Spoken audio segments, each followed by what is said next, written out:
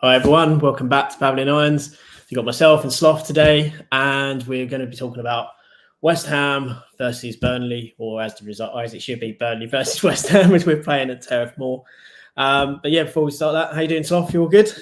Yeah, good. Thanks, mate. It's just fairly cold weather today, isn't it? Lovely football-based conversation. It is nice winter time. That time when you go to football and you go, when it's crap, why am I here? This is so exactly. Cold. And talking of cold and crappy weather, Burnley. Yes. I did watch the In-Betweeners movie again the other night, and I was just like, I was a bit on the bus, and I was thinking, oh God, we played Burnley. Oh. Yeah, if anyone asks me, I don't mind football, but I hate Burnley. But going back to the game, how are you feeling about it, Sloth? It's we talked about this the other day, saying arguably this is as big a game or as much as a must-win as the Nottingham Forest game, because if we have aspirations to be in the top half and pushing for Europe, this is the types of games that we have to win without fail. So how are you feel about this game? Feeling positive? I don't know. I don't want to get too cocky and I don't want to feel too positive. So because I feel like if I get positive, West Ham are always going to disappoint me. And if ever there's a game where West Ham could do a West Ham, it's the one where the worst team in the league who haven't won yet are playing at home on a winless run. Like it's just just to help you on that positive vibe, in the last 4 Premier League games away to Burnley, we have scored 0 goals. So wow. Just to help you with that positive vibe, that's where we are. We're playing Burnley at Turf Moor. However, that was under Sean Dyche, who always manages to find a way to bully us and to stop us.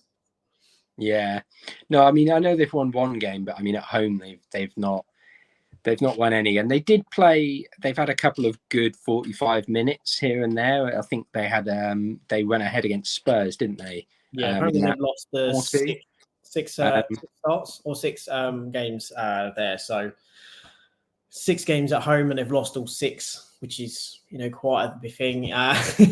Richard says so very rightly, West Ham the gift that keeps giving 4 games not scoring at Turf Moor, and they are on a winless run. So we don't want to be the gift that keeps giving. We don't want to be and here comes West Ham. I think we probably have enough. Sorry, I think we probably have enough, but it's just I think it's injuries as well, isn't it? I think, look, if we can't beat arguably the worst team in the league, and I don't mean that with disrespect, because I really like Vincent Kompany. Like, I think he's got all the minerals to be a top manager someday. He's just, it's a tough gig because, you've got to attract European players to Burnley. You've got to attract international players to Burnley. And I don't mean that in a disrespectful way, but that's how it comes across, because even if you are, say, going up against Everton, if that sort of club who are, in a bit of turmoil and near the wrong end of the table, or even Bournemouth, where would you rather live, Burnley or Bournemouth? You'd rather live in Bournemouth. So it's quite a difficult job to attract these players in. Even Wolverhampton, if Wolverhampton comes sniffing around for you, then you're going to go Wolves. It's more established Premier League club, isn't it? And it's arguably are going to be at a higher level as well. I think, unfortunately, Vincent Kompany's kind of seen that his name isn't doing enough to bring players, and he's got a lot of Belgian players there, and he's managed to attract a few that we are fans of, and we've mentioned in the past, like Amudini. Yeah. But it's just a case of, I think if we play our football, I think if we put a good starting 11 out, we don't even have to play Bowen, in my opinion. Mm-hmm. Like, I think we should be starting him from the bench, and if we need to. The question is, Sloth. Right, you as well, because I know what you're about to talk about, because we've talked about it quite extensively this week. I just don't think we should risk it. I think have him on the bench, and if we need him after 60 minutes, if it's 0-0 or something, then you can ease him into the game. But there's no point starting him and then finding out, oh crap, like 10 minutes in, he's got to be subbed off. So I just think go into it, give Mubama a chance, and say, look, if you want a good contract, and this is what your agents are after, go out and prove you're worth it, because otherwise we'll just say thanks for your help, and we'll see you later. And interestingly, on that remark as well, it appears that it's not the financial thing that he's concerned with. It's actually having time to play. So there's no better time. I think it's always going to be a bit of both. Let's be honest. And I think we've always, at the end of the day, any young player that's good for us, but it's always going to be the Reece Oxford alarm bell flash internally when a contract comes up. But that's a conversation for another day. But I agree. I don't think we should start Bowen if he has an issue in his knee. We should have enough. Would you be mad if England starts? In some ways, I wouldn't be mad. I don't think he should start. It's almost an inevitability, it feels though, doesn't it? In some ways. I think if ever there's a game for him to get a bit of confidence and get a goal, it's for you to say, it's Burnley. Go out and score against them, because it's your old team as well. So this is that added incentive, isn't it? It's putting one over your old employer as well. And I don't think he necessarily had the greatest time at Burnley. I think in the first stint he was there. So it'd be annoying. I wouldn't start him personally. But I'm not going to be mad if we start him, because I think we're coming up towards January. If we want to move him on, getting a couple of goals between here and then is probably the best way to do it. I would much rather start Mubama, and if we are, say, 2-0 up, bring him on and see what happens after 70 minutes. Maybe he can make it 3, and if he doesn't, then he's failed to score against the worst team in the league, and we probably shouldn't be playing him anymore. So, and okay, the Moisasaurus line always makes me laugh. But I can understand the sentiment that we don't believe he'll play Mubama. It's a big call for him to do that. I really hope he does. I'd love to see Mubama play. He probably does deserve it with what he's done in the last few years and so on at the youth level, and what he's done when he's kind of played for us. Again, maybe in the 83rd minute. We know he likes a late sub, but let's hope that it's Danny Ings is going to be the late sub, and he's going to obviously play, Happy Hammer. It's spot on. Danny Ings, he needs support in the box. If you're going to play him, you need to play him really in a 2. So with the injuries we potentially have, Kudus, obviously we've got Bowen potentially, as well as Antonio, maybe even going for more of a traditional 4-4-2 in which to get those 2 strikers on the pitch. So again, Mubama has someone to guide him through the game. Ings gets essentially played to his strength. You can arguably put Wolf-Prowse on the right wing and have him whipping in crosses in all game long. So it's not necessarily a bad idea to play the 2 together in this game, because as we say, we are playing the worst team in the Premier League. There's no 2 ways about it. The harsh truth is they've bottomed the league. They've lost, at minimum, their last 5 games in a row. They haven't won at Turf Moor this season. So again, the dreaded West Ham turns up and changes that record. But we've got to be in a positive mind, regardless of our injuries. When you look at the likes of, great point. Just as I'm about to say it, Cornet potentially has something to prove to come on and go out there, and we have obviously the likes of Ward-Prowse, who is begging for a free kick at some point. Ben Rama has got to find some form again at some point. Fornals is potentially there for it. Paqueta. We even have Emerson, who's been quality for us at right back, and even Soufal was created quite a few chances this year. So we've got to look at our team and say we've got enough about us, even if we don't play it, even a recognised striker, maybe go for Paqueta up top. And do you think that is an option we'll go for, that we'll look for Paqueta maybe to be that focal point and play him in that position, as opposed to going for Mr. Ineffective Danny Ings or the youngster in Mubama? Do you think he might prefer to put Paqueta at the tip of our attack? I wouldn't be surprised if he's the tip of the midfield, but I don't think he'll be a forward. I kind of think it would be a bit of a slap in the face. Like, it'd be a real statement if he plays Paqueta as a forward above someone like Mubama. And I think, for as much as we haven't seen that much of him, and I think it's whether or not he's playing, as I mentioned on a previous podcast, on video, sorry, that, Moyes watches him every single day in training. I'm sure he watches all his youth team games and all that kind of thing. So I think he's the best judge for that. But I just think that he won't pick Paqueta to play up top, because it will be a real slap in the face to the likes of Danny Ings and Mubama. But I don't think he'd do a bad job. I wouldn't be surprised if he plays in at the tip of our central attacking mid area. But I do think that we should be looking to utilise players like Cornet. As I mentioned, just say to them, this is a chance really for you to get yourself back into the plans. Someone like Fornals hasn't impressed me at all this year. I've been so disappointed with it, because how much I love Fornals, and I would say Fornals is done. In my opinion, he looks completely done. He looks completely out.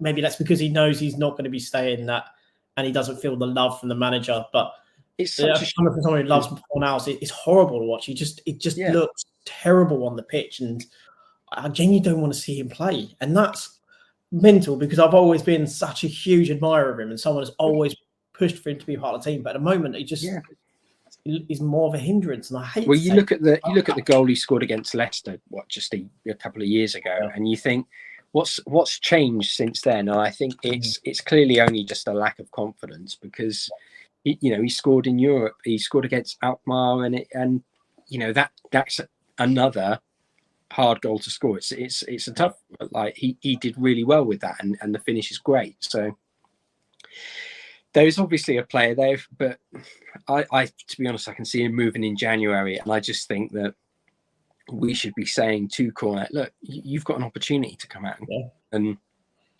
grab that position, not make it your own, because we know that's not secure like a transfer to Dubai, because quite frankly, the Saudi league is going to be coming back in December, so there's every chance that for a player who's maybe not featuring to kind of say, look, this is maybe we'll try and give you minutes to put you in a shop window so you can go in January.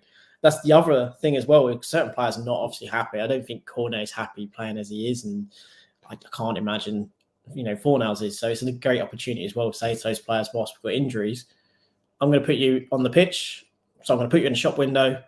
Go and essentially convince a team that you are the player to go and get, or at least convince us that actually I'm wrong and I need you in this team and I need to bring you back into the fold. I think it's just going back to the Burnley side of things. I think that we've been quite lucky, and I obviously send my best wishes and everything to Forster, who is been sidelined for mental health reasons. He's their top scorer, though. Is it 3 goals he's got? And around about that, yeah. And I think if their big attacking threat is sidelined, then obviously that's a massive break for us. It's just a case of, if we put out our quality and it plays well, we should win. But we all said that about the Olympiacos game. So I personally think that if we turn up, we should win. I know they've got is it Mike Trezor, but he's not really had much of an impact, and I'll probably say that. And he'll probably get a goal against us, which will massively boost his confidence. But he's an exciting player. They have got pace in their side. They're lacking the sort of in-depth physicality that we have. But I do think that if Alvarez, Souček, James Ward-Prowse, if they're on the money, then I don't really see it going any other way. So how do you see us setting up in this game, Sloth? If you were Moyes, how would you be looking to set up? I know obviously you Taylor Mobama playing as the focal point, but how would you set up in this game? I'd probably go like a 4-5-1. It's a bit of a tricky one, because I would like to see Cornet given a chance on the wing, and I would probably play Paqueta in the centre. But then you have to have, either Souček and Alvarez or Souček and James Ward-Prowse. And I don't think James Ward-Prowse is good enough defensively or aware enough defensively. He hasn't seemed to have operated as smoothly in that deeper role than what he has. He's playing a bit more of the forward role when obviously we have Souček and Alvarez in there. He seems to be much better. But again, that also then means that Paqueta has to go out wide. So it's that weird thing, isn't it? To get the best out of Ward-Prowse, we have to shift Paqueta into a position where he's arguably not at his fullest and best. However, he has been really good there. So it's that horrible thing of, do we just try and accommodate players and squeeze players into the 11 because they're our best 11 players, rather than finding what's functional? I almost wouldn't be surprised if we just go narrow in the midfield and stack the midfield and play, one up top, whether that's someone like Cornet or whether it's Mubama or Ings. I just think that if we went like Paqueta and Souček, Alvarez, James Ward-Prowse, and someone in front of them as that most naturally attacking, I think then it's a tricky one, because obviously with the international break, all these players have done a lot of travelling, but Paqueta, James Ward-Prowse, they're all fresh. I think we should be really focusing on them. Souček, we don't know how he's going to be after the kicking he's taken. He probably still he'll probably play. Yeah, it's a tricky one. Obviously, we'll be assessing those players, but again, I'm a bit hesitant to say anything too much, because I'm just worried that whatever I say, West Ham will naturally go against. It's sod's law, isn't it? Obviously, Happy Hammer it's meant to be. It's not Cornet out. It's actually meant to be Kudus out. But yeah, Bowen and Kudus are out. They'd go obviously Cornet and Benny with Paqueta. So obviously going with that three just behind the striker. Again, it's pretty solid. Kudus' injury is really interesting, because we're not getting much detail on it. It just seems to be, he's had a couple of complaints about back pain, and it seems to have just been an issue here and there, but it doesn't sound like it's going to be a major issue. But again, it's something like Bowen. I wouldn't risk it when you don't have to. I would almost say, keep him on the bench, just like Bowen. If you need those players, when's better than to bring them on after 70 minutes when they can just run at Burnley? And that's not exactly a side known for their pace at the back. I think it's something that you can get the best results even if it's 1-0 after 70 minutes, and we're chasing a goal. I think if you bring on Bowen, I just need to quickly grab the door. Hang on 2 seconds. That's all right. I think if you bring on Souček, Souček. What am I going on about? If you bring on Kudus, it will be, pace that will hurt Burnley. And we've said for years on this podcast, and I've said it for years myself, that pace is one of the most valuable and important things in the modern game, because it will just constantly hurt the opposition. So even if we're chasing a goal, I think we have the players to come on and change the game. But it's one of those situations where, do you risk them, or is it worth just giving others a chance? And my hesitancy is that I think Moyes would probably have the different mindset to me and play them and see what happens, as opposed to, kind of keeping them back and checking and not risking them as such. Yeah. So what do you make of, as we know, Moyes is pretty tough disciplinarian. Do you reckon he'll keep the Soufal incident to one side because it was on international? Do you think he will maybe have that in the back of his mind?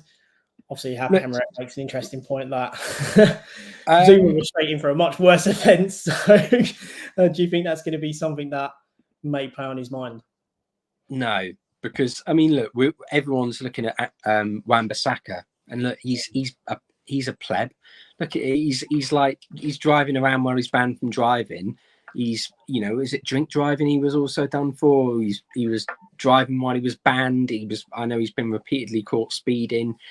And look, speeding's not really a big issue, but it's just one of those things where if you're going to hold everyone accountable, you have to do it across the board. Because look, he went out after a game and had a few drinks. It didn't look like he got absolutely ming-monged. It looked like he just kind of went out and broke curfew. Do I think that's bad? Yeah, but I don't think it should be something that impacts his West Ham. I think we've seen with Soufal at West Ham, he's been the model professional, and most of the time we've talked about him and Souček have been the main reason for players pulling their socks up and actually working a lot harder, because they are just tireless in how they work. So I think Moyes will look past it because that's international duty. He will maybe, check him, just because, it's Moyes. He likes to ensure that there is that kind of thing. But, what has come out of the international period is, as perfectly put, the Frankenstein monster scar Souček. We know this is when Souček is at his best, when he's wearing these, his head is all bandaged up, covering up multitude of scars.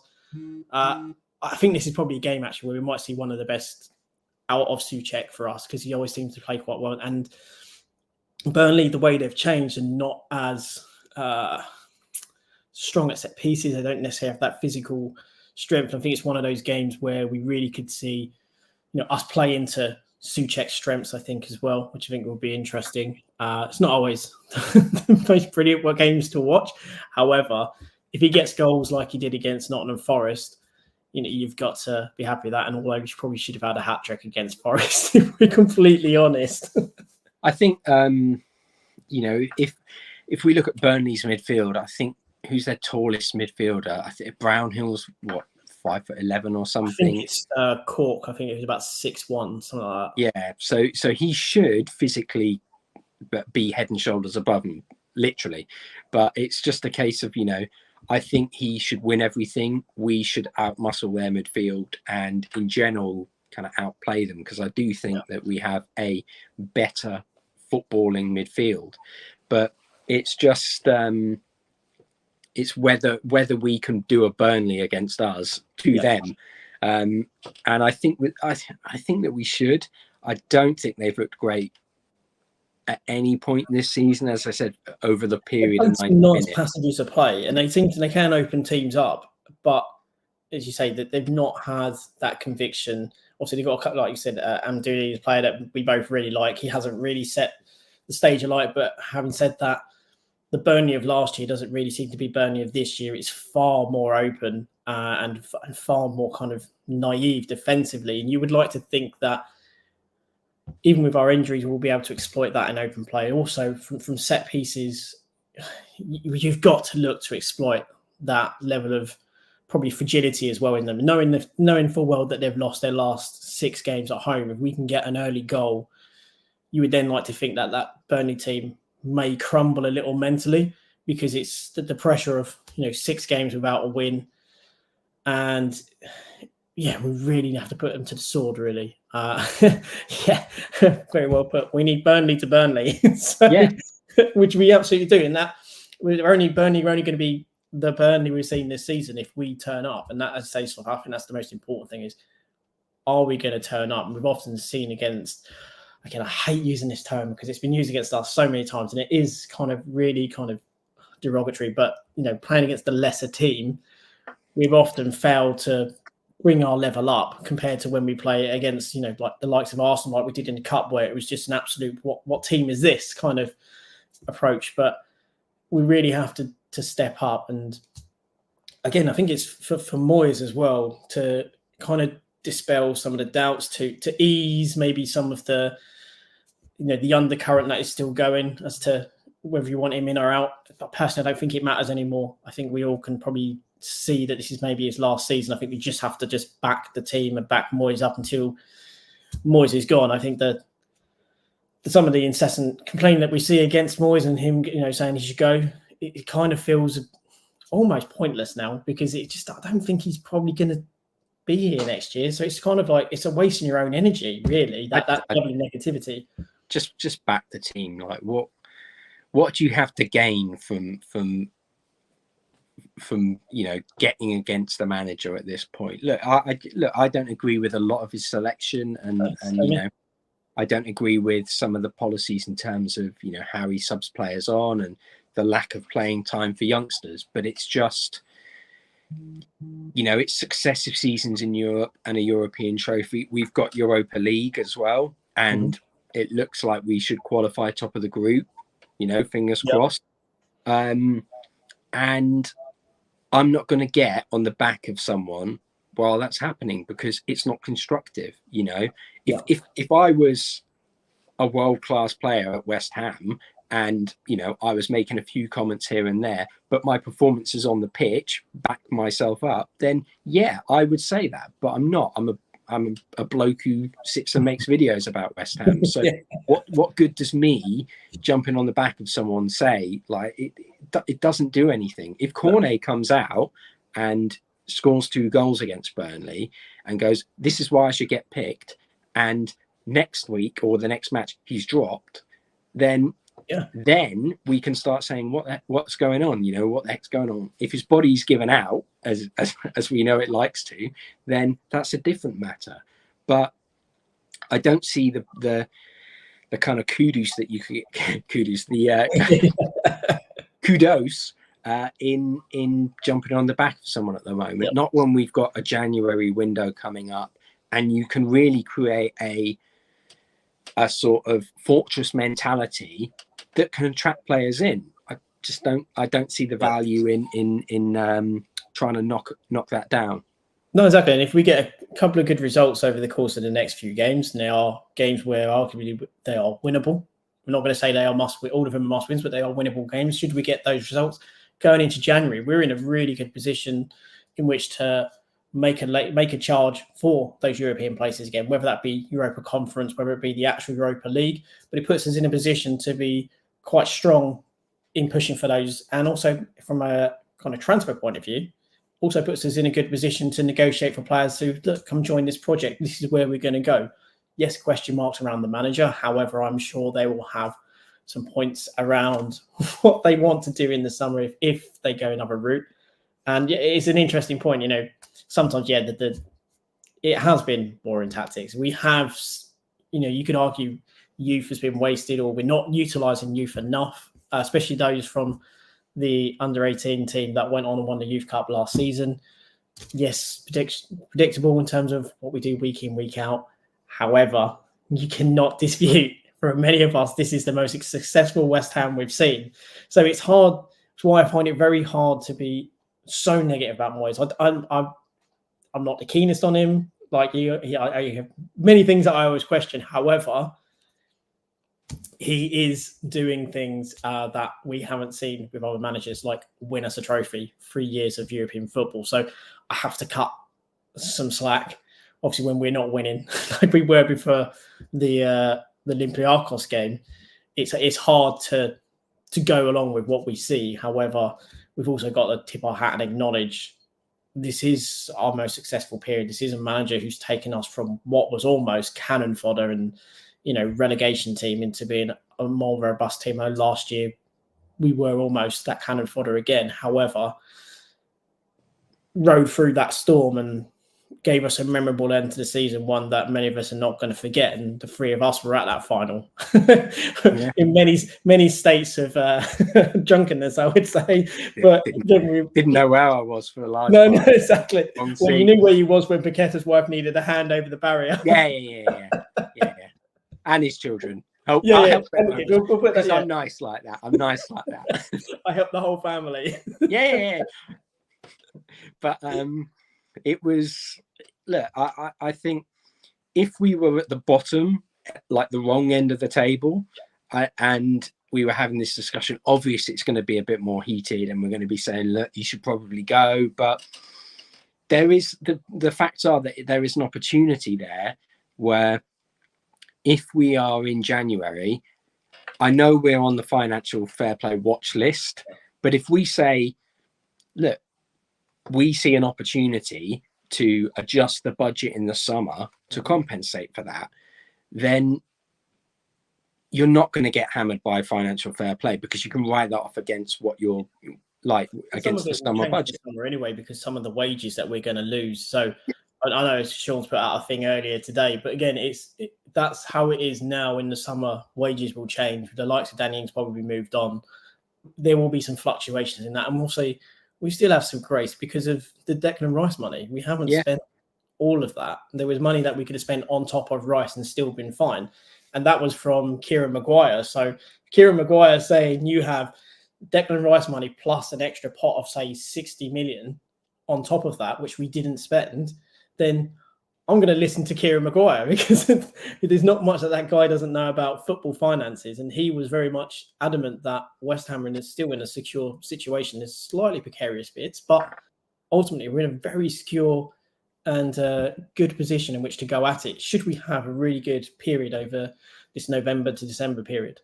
I think as well, like, we often hear about how the uncertainty over managers can fail to attract players.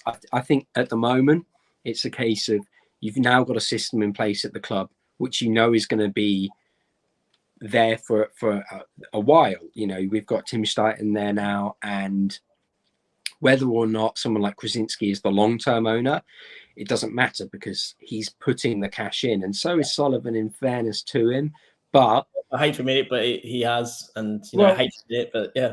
I don't want to say too much nice stuff about him. No, I never do. But it just pains me that I have to admit that just for this point, for this bit, we have to acknowledge that there is spending going on, and going forward, we can at least move money around to make sure that we can capitalize on an opportunity. If we finish top of the Europa group and we get a kind draw and we're going into January, then the players who go away for AFCON, they're going to be back latest, I think it's middle of February, February the 15th.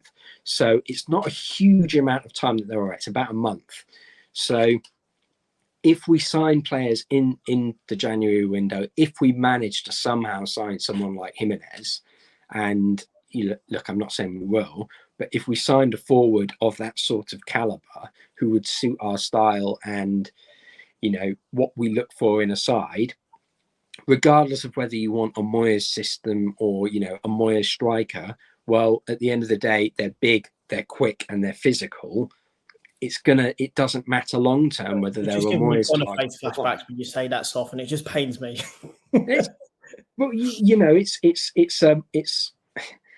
people was kind of saying the same thing about Broja when we were linked with him, and I think at the end of the day, the only worry about him is injuries. But if he hadn't had that injury, then you can't say, well, why would you sign him if Moyes is going to go? Because he's still quick, young, strong, and big physically. So he suits the Premier League, and he suits what we look for in a side in terms of set piece risk and all that kind of stuff. So, especially second kind of tier, second, third tier team in the Premier League, you those types of players are wanted, because they do also will bring you some goals. And he got 9 goals for Southampton, so you would imagine that he would, for West Ham and a team that would argue play a bit better, maybe a bit more suited, would do that. But anyway, right, we've gone off on a bit of a tangent, so let's kind of bring it back to the game and try and kind of square this off. So yeah, it's going to be an interesting choice for Moyes, because there are potential injuries. Both of us probably agree that if Bowen is even marginally questionable, it's not worth risking a player that is that in form for, quite frankly, the worst team in the Premier League as it stands at this point. And we should have enough in our locker, even without the likes of Kudus and Bowen, to have enough creativity. So I'm going to kind of put you on the fence here. What would you go for as a prediction for a scoreline? I'm going to go with 3-1 West Ham. And I think the only reason I'm saying 3-1 is because I can picture someone off the bench getting a third. So you're not going to go for a Bama hat trick then? No. I'm living in dreamland. But that would be glorious, though, wouldn't it? Him to be playing, get a hat trick, it would be amazing. I'm going to go 3-1, and I'm going to say that I think we might concede first, but I think we'll bounce back. Yeah, Rich is going for a 2-1. He's happy with your prediction. I'm also going to go for a 2-1. Again, it's us. I just don't think at the moment we can stop ourselves from conceding a goal. I do think if we score first, I think like a 3-1, 4-1 could actually be a possibility. I do think that they could kind of crumble a bit mentally. The pressure at Turf Moor will ramp up if they go 1-0 down early in the game after losing 6 of their last home games in the Premier League since coming up. It's only going to ramp up the tension in that crowd.